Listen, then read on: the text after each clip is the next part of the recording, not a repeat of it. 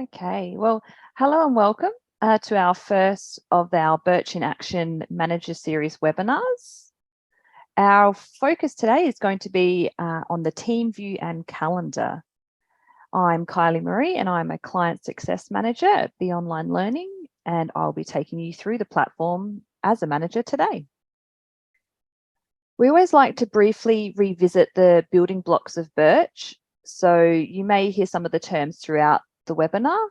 And then we'll move into the Birch platform and look through the team view and calendar in more detail. My aim for you all with this webinar is to help you become more familiar with the terminology that was used and feel confident when moving through these two areas in particular of Birch. So there are 4 key components in Birch that make it easy to administer all your learning. Learning paths are created as goals. And goals are made up of elements. Elements are types of learning activities, for example, e-learning, content, on-the-job assessments, or events such as workshops and webinars.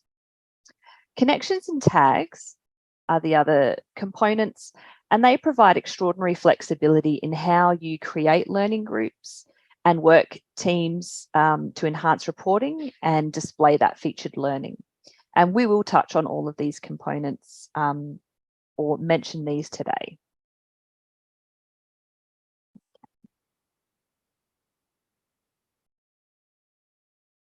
So the team view as a manager allows you to quickly view your team as well as their compliance directly from your dashboard. As an overview, your team view allows you to use a contact button to contact all of your team at once or individually. You can see any outstanding manager approvals, document reviews, or assessments. And you can also drill down into your team member's profile to view their overall status, calendar, goal progress, and transcript. We'll go through each of these functions in more detail now. So by clicking on your team member's icon or name, it brings out a learner context menu on the right-hand side. So this learner context menu, it displays their overall compliance. If it's been enabled, you'll see your CPD points. You can drill down into what they are. And as well as any connections or attributes that have been provided against their profile. So in Jim's case here, we've got a community, his job position, location, division, and you can also see their managers. So if perhaps you have 2 managers, so Jim has Matthew Scott and Kylie Marie Stevens as his managers, you also can see that. From this learner context menu, you can also access their profile. And it does open in another tab. We will go through these features and functions of the learner profile during our learner management webinar. So today we'll go back and head into our team view and calendar. Starting from the right today, I think.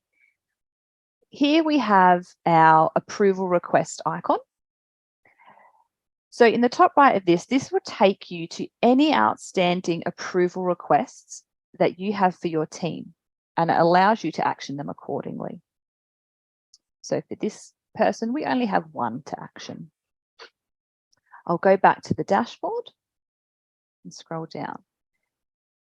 Here we have our contact all icon. When you click on this, it'll open your default email program.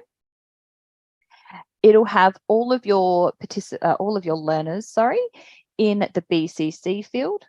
You can add your subject and your body of your email and send it from there.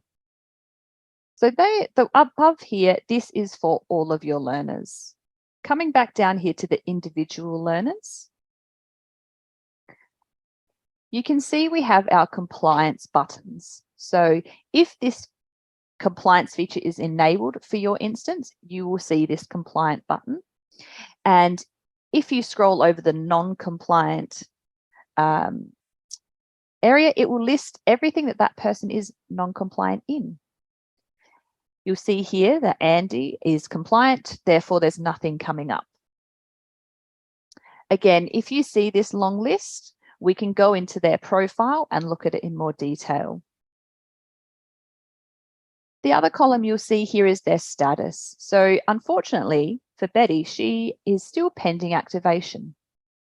Pending activation potentially means to us that she is yet to log in to her platform. So you can see this here, and you might perhaps want to email Betty directly. So you would click on your contact button, and that would do a similar thing to the general one, the whole team one up above, except it will just have Betty's name in the to field. And you can just let her know to please log in and get started with your training. So you see here, you saw before I went over here to our action buttons. So our action buttons, there are 3 in total. Everyone will have an individual contact button. And then as applicable, you will see either a document review icon. So this is actually, when you scroll over it, is a manager sign off, but this could be a document review. It could be an assessment. It could be anything that is required for a manager to view, verify, or mark as complete. So if we click onto our manager sign off, it takes us through to this reviews section.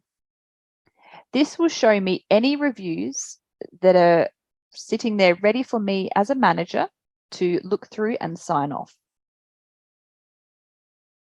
Back onto our dashboard and down here again to our team view. The third icon we see is our manager approval. So like the approval icon at the top, it will have any requests, but it will be for this individual. So here we have just Jim. And we click on that and a pop-up appears and enables us to just focus on Jim's requests, and you can action them accordingly. Again, there is a webinar coming up on the 15th of June for the full in-depth look at approval requests and reviews. So please feel free to register for that webinar as well. So you may have a few staff in your team view, and so you may opt to go for the approval request button here that takes you straight to see all of them in one hit, rather than scrolling through and finding individual icons. Our aim is for you to find what works for you. So if it works for you to just have a few staff here and pick those icons, you're more than welcome, but you also have the ability to action them from here in the top right of the team view and here in the left menu. So reviews connects to the manager sign off icon, and approval requests connects to the manager approval icon.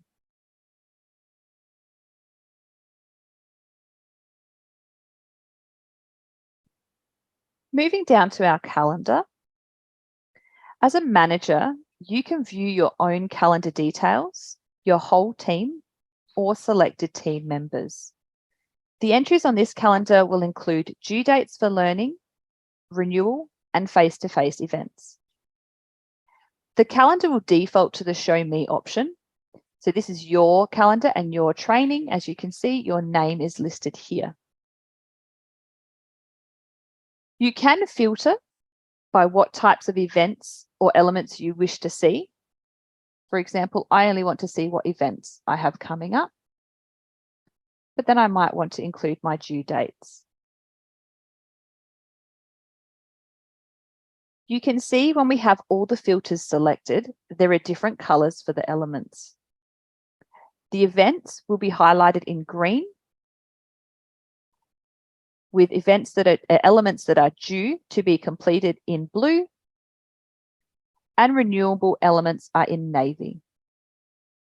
You'll also see the event details to the left, but you can also click into the element and an information context panel will come out to the side. It will give you all the details of the event that you're registered in, and if there is an additional information, that also appears.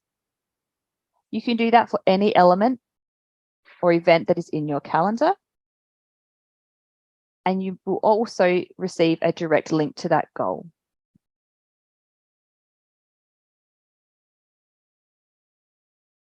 By clicking on My Team, you can view all team members' due dates.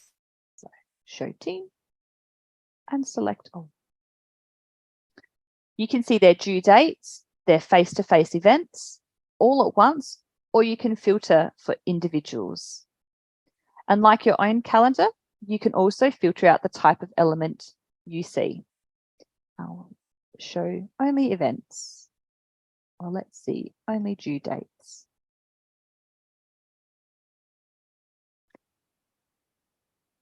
You can also just select certain individuals.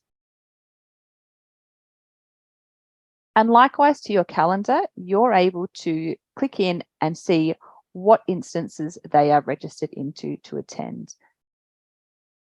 So here we have Meredith attending the induction workshop on the June the 2nd, whereas David Smith is attending on June 29th. And there is some dynamic things you can do as a manager from here to save you clicking in and navigating through the system. So always give it a go here and see what you can do. As a manager, you will only ever see your own direct reports. You will not see anyone else's unless you have been assigned that person as well. So for the example of Jim, both Kylie Marie, myself, and Matthew Scott, who is this person here, will see Jim. So any approvals that are required by Jim, any requests that are from Jim, we will both see those requests. At this stage, you were only able to see your own direct reports. So say you are a senior manager and you've got a direct reports who also has those. You don't see those yet unless perhaps you've been given a shared report or a report template that's been configured to show those direct reports of the direct reports. I strongly encourage you to follow through with the manager series, and then the series as a whole will be a nice little collection of training collateral for you to use and hopefully support your organization to more effectively use Birch and help it work for you. So with that being said, that concludes our webinar. This was the first of our 4 focus topics, as I mentioned. And next week, Thursday, the 15th of June at 11 a.m., we'll be looking at the process of workflows, of reviews and approval requests in more detail. And then following that week, we'll have a really good look into reporting. And then to finish off, a nice light topic of general learner management. And from the learner management, we will look at perhaps the workflows and having an understanding of the impact of making changes and how that works in the Birch platform. And I hope to see you all next week. Take care. Have a lovely week. Goodbye.